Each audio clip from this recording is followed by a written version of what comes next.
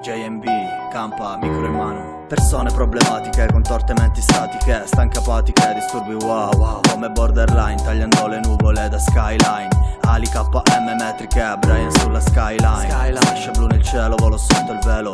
Nubi, i soliti disturbi, para per i dubbi. Amicizie vere, quelle con i cubi. Mille facce come Rubik, fra. Trascinati come turbini, scambi di patacche con veri rubini. Trasparenti, passa tutto, scivola dentro i tombini come l'acqua. La storia di chi viaggia nel mondo parallelo, sfata il mito del mistero. Occhi di vetro anche nel retro. Tra quello che ho buttato e quello che non ho mai avuto, il bene che ho dato e non ho mai ricevuto.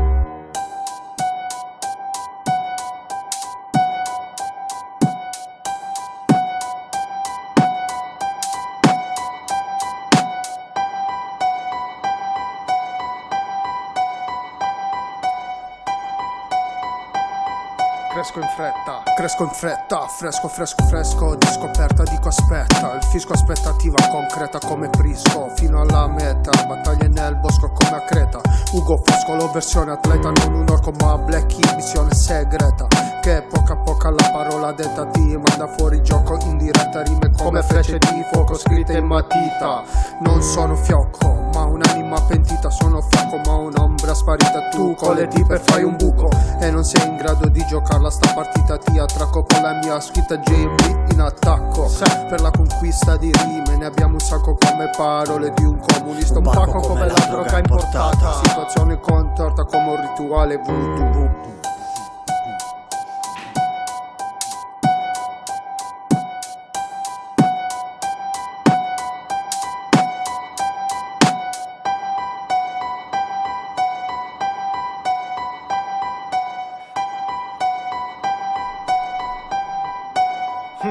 Il desiderio chiuso in un'immagine, sembro serio con il muso nell'indagine. Abuso del sopruso, resta un po' confuso in una testa fragile. Mi sporgo al margine cercando di toccare l'apice.